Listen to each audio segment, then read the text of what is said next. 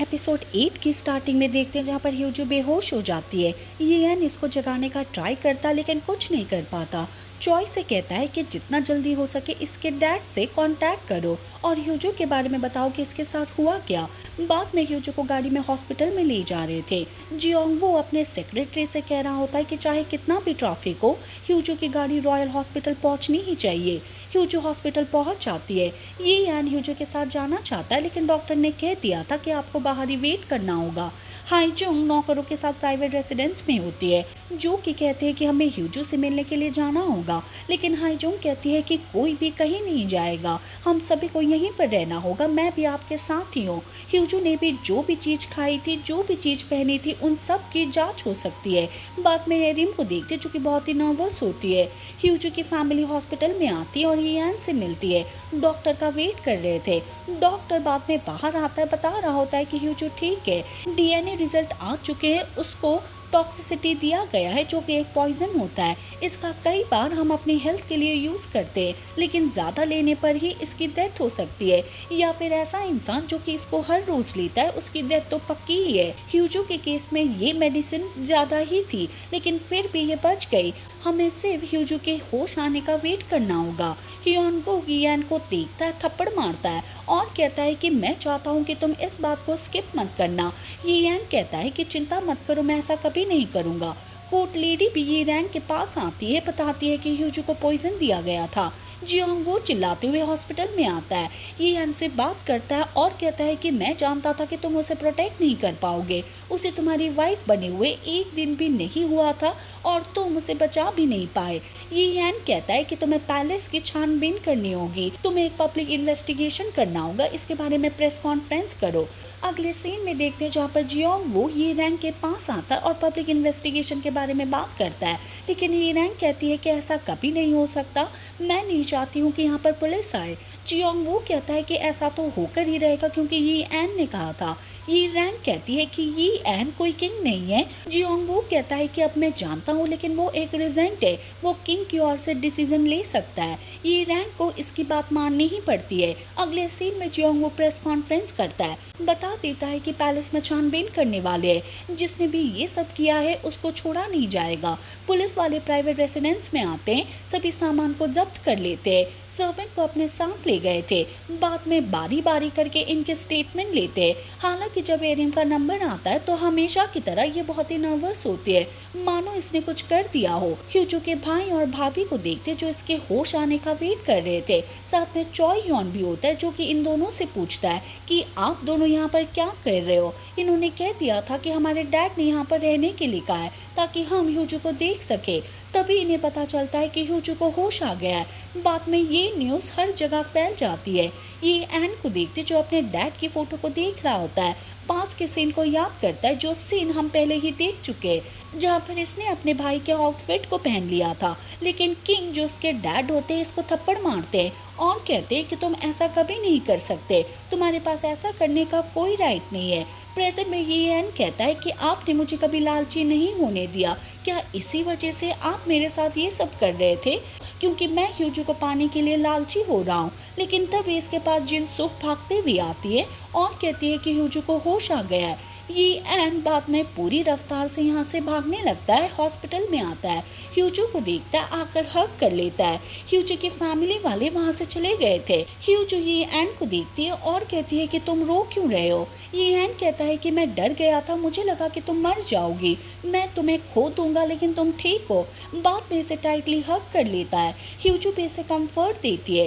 तभी यहाँ पर जियोंग वो पुलिस वालों के साथ आता है और ये एन से कहता है कि सभी की जांच कर ली गई है, लेकिन एक आदमी बचा हुआ है।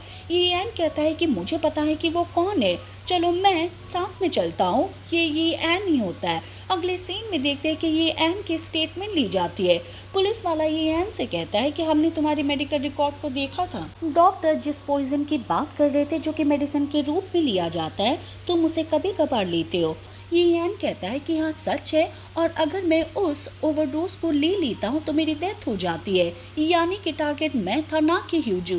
ह्यूजू भी जियोंगवू से पूछती है कि ये सब चल क्या रहा है, वो ये एन को लेकर कहाँ पर गए। बाद में जियोंगवू ने बता दिया था कि तुम कैसे पैलेस में बेहोश हो गई क्योंकि तुम्हें पॉइजन दिया गया था। ह्यूजू को पता नहीं होता है कि ये सब कैसे हुआ, लेकिन बाद में वो सीन याद करती है जब हमारी शादी हो रही थी तब क्या हुआ था। ह्यूजू बताती है कि मेरा ड्रेस बहुत ही भारी था, जैसे ही मैं रिचुअल्स पूरी करने के लिए प्याले का पानी पीने के लिए जा रही थी, मेरे ड्रेस की वजह से मैं वहाँ पर गिर गई, प्याले थोड़े से सरक गए थे। हाईजंग ने उन्हें उसी जगह पर रख दिया, लेकिन मुझे लगता है कि उसी टाइम वो एक्सचेंज हो गए होंगे। ये सब मेरी गलती है, मुझे ये एन के पास जाना होगा, वो खतरे में है। लेकिन जियोंगवू इसको रोकता है, ये इस पर चिल्लाती है और कहती है कि तुम मुझे नहीं रोक सकते। बाहर आते लेकिन सामने चोय ह्योन होता है और कहता है कि तुम नहीं जा सकती, ये एन ने ऐसा करने के लिए मना किया है। जियोंगवू ह्यूजू के पास आता है, कहता है कि चिंता मत करो, मैं उसको बचा लूँगा। कोर्ट लेडी ये रैंक के पास आती है और पल पल की अपडेट देती है। जियोंगवू पुलिस स्टेशन में आ जाता है, सेक्रेटरी ही एन के मेडिकल रिपोर्ट को देता है, तभी यहाँ पर ये एन भी आ गया था। जियोंगवू से कहता है कि मैं हॉस्पिटल जा रहा हूँ, लेकिन जियोंगवू कहता है कि तुम ऐसा नहीं कर सकते, अभी के लिए तो तुम्हें पैलेस में ही जाना होगा, बाद में ह्यूजू तुम्हारे पास पैलेस में आ जाएगी, यहाँ के बारे में चिंता मत करना, मैं तुम्हें बचा लूँगा। ये एन कहता है कि ठीक है। अगले सीन में पैलेस में आता है, जिन सुख से बात करता है और कहता है कि हमें ह्यूजू की सिक्योरिटी डबल करनी होगी। पूरा जो स्टाफ था जो उसकी देख रेख कर रहा था, हमें उसको चेंज करना होगा और ह्यूजू को एक नई जगह पर रखना होगा। रात को देखते हैं जहाँ पर ये एन फोन पर ह्यूजू से बात कर रहा था। ह्यूजू कहती है कि तुम कहाँ पर गए हो, तुम्हारा असिस्टेंट यहाँ पर है चोय ह्योन, उसके बिना तुम ऐसे नहीं जा सकते, ये तुम्हारे लिए खतरा हो सकता है। लेकिन ये एन कहता है कि मैं ठीक हूँ, मैं भी पैलेस में हूँ, मैंने गाड़ी पहुँचा दी है, तुम भी यहाँ पर आ जाओ। सुबह देखते हैं जहाँ पर डा योंग ह्यूजू के पास आती है। ह्यूजू कहती है कि तुम यहाँ पर क्या लेने के लिए आए हो। डा योंग कहती है कि तुम्हारे डैड ने मुझे यहाँ पर भेजा है ताकि मैं तुम्हें प्रोटेक्ट रख सकूँ, चलो पैलेस में चलते। ह्यूजू कहती है कि क्या मैं पैलेस में चलते हैं। ह्यूजू कहती है कि मैं कैसी दिख रही हूँ। डायोंग कहती है कि तुम क्यूट लग रही हो, लेकिन ह्यूजू को लगता है कि मैं नहीं हूँ, हालांकि डायोंग झूठ बोल रही थी। ह्यूजू अपने फेस को ठीक करने लगती है, लेकिन डायोंग रोकती है और कहती है कि ऐसा मत करो, जैसी हो वैसी ही रहो, इस प्रकार तुम्हें पब्लिक से सिंपैथी मिल सकती है। ह्यूजू इसका कहना मान लेती है। बाद में बाहर आती है, थोड़ी सी पोज देती है, कफ करती है, पब्लिक को दिखाती है कि मैं सच में बीमार हूँ। पब्लिक का रिस्पॉन्स पाने के लिए आगे जो कुछ भी करना होता है वो ह्यूजू की पीआर टीम कर देती है। अगले सीन में देखते जहाँ पर ह्यूजू पैलेस में आती है, सामने ये रैंग होती है जो कि इसके पहले हालचाल के बारे में पूछती है। ह्यूजू कहती है कि मैं ठीक हूँ। ये रैंग कहती है कि चिंता मत करना, आज से तुम्हारी रिस्पॉन्सिबिलिटी मेरी होगी। ह्यूजू कुछ नहीं कहती, पैलेस के अंदर आ जाती है। ये एन पैलेस में अपने लॉयर से बात करता है। लॉयर बताता है कि ये रैंग ने ह्यूजू की देख रेख करने के लिए रिक्वेस्ट की है, लेकिन ये एन कहता है कि मैं उसकी रिक्वेस्ट को रिजेक्ट करता हूँ, वो वैसा नहीं कर सकती। ह्यूजू भी पैलेस में आकर पहले ये यून से मिलती है। ये यून भी कहता है कि क्या तुम ठीक हो। ह्यूजू भी हाँ भरती है। ये यून बता रहा होता है कि यहाँ पर पुलिस आई थी और जांच कर रही थी। ह्यूजू कहती है कि हाँ मुझे पता है, वो चेक कर रहे थे कि क्या सच में बीमार हो गई थी या फिर किसी ने जानबूझकर ऐसा किया था। जो योन कहता है कि हाँ वो सभी से पूछताछ कर रहे थे, उन्होंने बिल्ली से भी पूछताछ की थी। लेकिन ये यून कहता है कि क्या तुम इडियट हो, बिल्ली तो बोल भी नहीं सकती। बाद में सभी हंसने लगते हैं। तभी यहाँ पर ये एन आता है और ह्यूजू को देखता है। ह्यूजू इसके पास आती है और कहती है कि क्या तुम ठीक हो। ये इसको देखकर स्माइल करता है। हाईजोंग को देखते जो कि पैलेस में आती है, एक नेकलेस पहन लेती है। सामने चॉय और डायोंग होते हैं। चॉय ह्योन इसके नेकलेस को देखता है और कहता है कि अब तुम ये एन की ऑफिशियल असिस्टेंट बन चुकी हो। हाईजोंग कहती है कि ठीक है मुझे पता है। बाद में डायोंग से कहती है कि तुमने ह्यूजू की काफ़ी हेल्प की है, इसके लिए थैंक यू। ह्यूजू और ये एन को देखते जो कि एक रूम में होते हैं। हालांकि ह्यूजू की भी जांच की जाएगी, इसलिए ह्यूजू को एक मॉनिटर के साथ अटैच किया जाता है। डॉक्टर साथ में होते हैं। ये एन जिनसुक से बात कर रहा होता है, बता देता है कि तुम्हें ह्यूजू की कैसे देख रेख करनी होगी। ह्यूजू भी ये सब सुन रही होती है और ये एन को बुलाती है। ये एन एकदम इसके पास आता है और कहता है कि तुम्हें कुछ चाहिए, क्या तुम ठीक ठीक हो, लेकिन ह्यूजू इसको देखकर कहती है कि मुझे कुछ टाइम के लिए तुम्हारे साथ रहना है, मैं तुमसे बात करना चाहती हूँ। ये एन बाद में सभी को बाहर निकाल देता है। अगले सीन में देखते हैं कि ह्यूजू यहाँ पर लेट जाती है। ये एन इसको देखता है और कहता है कि क्या तुम इसी वजह से सभी को बाहर निकालने के लिए कह रही थी। ह्यूजू कहती है कि पहले मेरे नाम का टाइटल क्या था और अब क्या हो गया है, शायद अब मुझे और भी केयरफुल रहना होगा। ईएन कहता है कि चिंता मत करो, तुम्हारी सिक्योरिटी डबल कर दी गई। लेकिन ह्यूजू कहती है कि मेरी मत करो, तुम्हारी करो। मुझे पता है कि सिक्योरिटी तुम्हें चाहिए ना कि मुझे, क्योंकि टारगेट तुम थे। ईएन कहता है कि हाँ मुझे पता है और ये जानकर मुझे अच्छा फील हो रहा है। मैं इसके लिए हेवन को थैंक यू करूँगा क्योंकि इस प्रकार तुम बच जाओगी और ये चीज़ मेरे लिए मायने रखती है। इसको देखती है, पिल्लो मारती है और कहती है कि तुम ऐसे कैसे कह सकते हो, अगर तुम्हें कुछ हो जाता तो मैं तुम्हें डिवोर्स नहीं दे पाऊंगी। ईएन हंसता है और कहता है कि ठीक है, मैं तुम्हारी बात समझ गया। बाद में इसको लेटा देता है और रेस्ट करने के लिए कह रहा था और बताता है कि अब तुम रॉयल हो। ह्यूजू कहती है कि अगर मैं रॉयल हूँ तो क्या हुआ, अगर किसी रॉयल को टारगेट बनाया जाएगा तो क्या वो कुछ नहीं करेगा। ईएन कहता है कि हाँ तुम कर सकती हो, अपनी रॉयल पावर का यूज़ करो। कोर्ट लेडी ये रैंक के पास आती है, बताती है कि उन्होंने तुम्हारी रिक्वेस्ट को रिजेक्ट कर दिया है, अब तुम ह्यूजू की देखरेख नहीं कर पाओगी।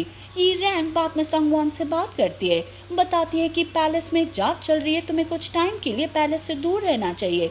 अगर वो तुम्हारी जांच करेंगे तो शायद कोई मिसअंडरस्टैंडिंग हो सकती है। संगवान कहता है कि ठीक है, मैं समझ गया। सेक्रेटरी जियोंग वू के पास आता है और ह्यूजू की फॉरेंसिक रिपोर्ट को देता है जिसमें बताया गया था कि ह्यूजू को पॉइजन ही दिया गया था और ये बात कंफर्म हो चुकी है। तभी हम देखते हैं कि यहाँ पर एरिम आती हैं, हमेशा की तरह नर्वस होती है। चॉय ह्योन और हाईजोंग को देखते जो कि देर रात तक काम कर रहे थे। रात को ह्यूजू को देखते जो फ़ोन पर बात कर रही थी, लेकिन तभी ये एन शावर लेकर आता है। ह्यूजू इसको देखती ही रह जाती है। ये एन इसके पास आता है और कहता है कि हमारी शादी की पहली रात है, क्या तुम इसके लिए रेडी हो। ह्यूजू इसको देखती ही रह जाती है। दूसरी ओर चॉय ह्योन को देखते जो कि हाईजोंग को इसके रूम में ले जा रहा होता है क्योंकि इसको नहीं पता था कि वो कहाँ पर है। हाईजोंग कहती है कि तुम यहाँ पर हर किसी को जानते हो, तुम्हें पता है कि कौन सी जगह कहाँ पर है, कौन सा रूम कहाँ पर है, तुम यहाँ पर कब से काम कर रहे हो। चॉय ह्योन कहता है कि शायद जब मैं 5 या 6 साल का था तब मैं यहाँ पर आया था। सच कहूँ तो मैं एक अनाथ हूँ, मेरे पेरेंट्स मुझे प्राइवेट रेसिडेंस के सामने छोड़कर चले गए। हालांकि मैं उनका आभारी हूँ क्योंकि उसकी वजह से मैं ऐसी जगह पर आ गया। हाईजोंग कहती है कि मुझे माफ़ कर देना, मैंने इसके लिए पूछा, लेकिन चॉय ह्योन ने कह दिया था कि कोई बात नहीं, मैं ठीक हूँ। हालांकि ये सब होने के बाद हाईजोंग की हार्ट बीट तेज हो जाती है। रात को ह्यूजू और ईएन को देखते हैं जो साथ में सोए हुए थे, लेकिन ह्यूजू इसे कहती है कि तुम सोफे पर चली जाओ, लेकिन ईएन कहता है कि मैं नहीं जाऊंगा, तुम चली जाओ। लेकिन ह्यूजू कहती है कि मैं कैसे जा सकती हूँ, मैं एक पेशेंट हूँ। बाद में अपने और ईएन के बीच में पिलो डाल देती है, लेकिन ईएन ऐसा नहीं करता, पिलो फेंक देता है। ह्यूजू को पकड़ता है, अपने पास सुला लेता है और कहता है कि मैं नहीं चाहता किसी को पता चले कि हम पहली रात को अलग अलग सोए थे। ह्यूजू इसे कहती है क्या मैं मॉनिटर से दूर हो सकती हूँ, मैं इस चीज़ को निकालना चाहती हूँ। लेकिन ये एन कहता है कि ऐसा मत करो क्योंकि मुझे उसकी साउंड पसंद है, ये इस बात का प्रूफ है कि तुम जिंदा हो। ह्यूजू इसके बहुत करीब आ गई थी, इसके फेस को देखते बाद में किस कर देती है। ये एन इसको देखता है। ह्यूजू कहती है कि मैं सिर्फ यही कह रही थी कि मैं यहीं पर हूँ, फिर अपने फेस को ढक लेती है, शर्माती है। ये एन इसके फोरहेड पर किस करता है, बाद में इसे अपने और भी करीब ले आया था। अगले सीन में ह्यूजू को देखते जो कि पैलेस में अपने रॉयल काम को कर रही होती है और इसकी हेल्प चॉय ह्योन करता है। ह्यूजू चिल्लाती है और कहती है कि हाईजोंग कहाँ पर है, इसने बता दिया था कि वो आपकी हाईजोंग नहीं है, अब ये येन के साथ काम करती है, अभी वो रॉयल काम को कर रही है, आपको किसी एक्सपीरियंस पर्सन की ज़रूरत होगी जो कि मैं हूँ। दूसरी तरफ हाईजोंग को देखते जो कि येन के साथ होती है और इसकी हेल्प करती है। जो भी ह्यूजू से बात करता है बताता है कि जिस रॉयल अकेडमी में तुम और येन पढ़े थे वहाँ पर एक एनिवर्सरी होने वाला है और तुम दोनों को साथ में चलना है। रैंक के बारे में बात करते हैं, बताता है कि येन की रैंक अभी 1 है और तुम्हारी 2।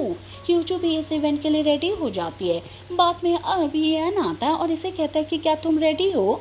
ह्यूजू इसको देखती है और कहती है कि तुमने कैसे कपड़े पहने हुए, अच्छे वाले कपड़े पहन कर आओ, तुम सही नहीं दिख रहे हो। बाद में इवेंट के लिए चली जाती है।